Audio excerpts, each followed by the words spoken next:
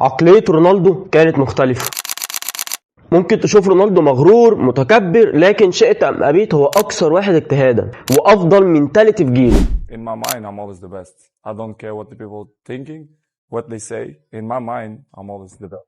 الراجل ده هوسه وشغفه بالنجاح مش طبيعي. رونالدو في وقت ما الناس ما كانت بتقول محدش هيقدر ينافس الموهبة الفطرية بتاعت ميسي، رونالدو وقف قدامهم كلهم وقال ان العمل الشاق دايما بيكسب الموهبة. السر ورا رونالدو مش رجليه اليمين المرعبة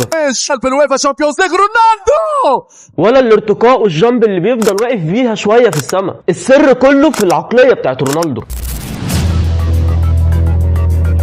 مساء الخير، انا سيف عادل وده فيديو جديد من قناة عقلية. بفكرك تعمل لايك واشتراك في القناة عشان تقدر تشوفني المرة الجاية. القصة كلها بتبدأ في جزيرة صغيرة في البرتغال اسمها ماديرا. طفل اتولد في عيلة فقيرة جدا وابوه كان بيعاني من ادمان الكحول وامه كانت عاملة في البيوت عشان تقدر توفر لهم الاكل. رونالدو وهو عنده 12 سنة سافر لمدينة لشبونة عشان يقدر يلعب كورة. تخيل طفل عنده 12 سنة عايش لوحده. ومش بس كده، زمايله كمان كانوا بيتنمروا على لهجته الريفية وشكله اللي كان رفيع جدا. اي طفل تاني مكانه كان هيعيط ويرجع لامه تاني. لكن كريستيانو رونالدو كان مختلف عن الباقي. كريستيانو رونالدو كان بيتسلل بعد ما النادي ما بيقفل عشان يقدر يتمرن وقت زيادة عن اللي اصحابه كانوا بيتمرنوه. كان رافض ان هو يعيش دور الضحية.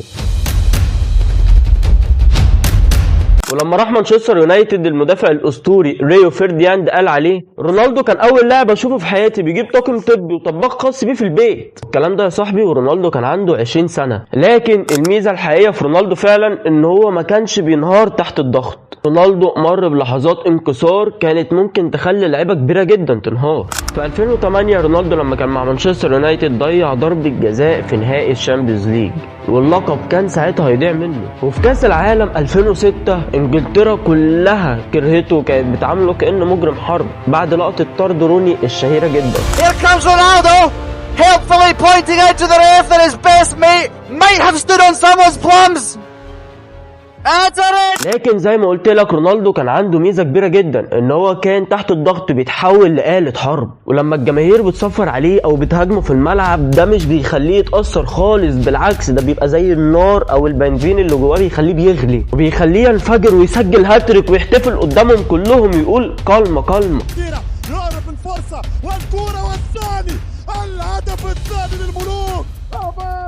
عمل لنفسه شخصية عملاقة جدا. الايجو بتاعه في الملعب بيحميه من اي كلام سلبي بيجيله من بره الملعب. الاطباء في ريال مدريد لما فحصوا جسم رونالدو وهو عنده 33 سنة قالوا ان حالته البيولوجية توازي شاب عنده 20 سنة. انت متخيل 33 سنة حالته البيولوجية تعادل شاب عنده 20 سنة بنسبة دهون ما تتعداش 7%. الراجل ده عشان يفضل الافضل غير طريقة لعبه من جناح سريع بيلعب على الوينج بيعمل مهارات وبيمتع الناس لمهاجم صندوق قناص فتاك مرعب للسرد باكات والحراس اللي بتلعب قدامه. ليه؟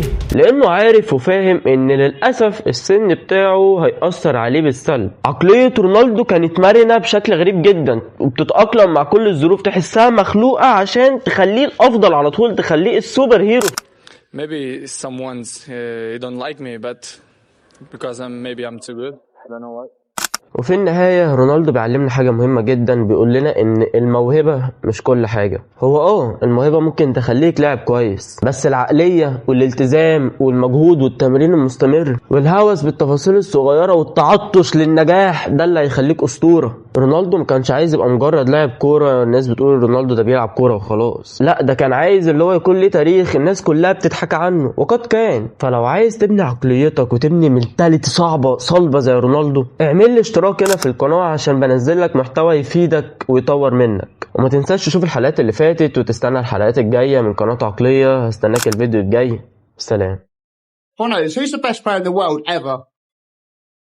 For me, the best player in the world ever, Diego Maradona. Me.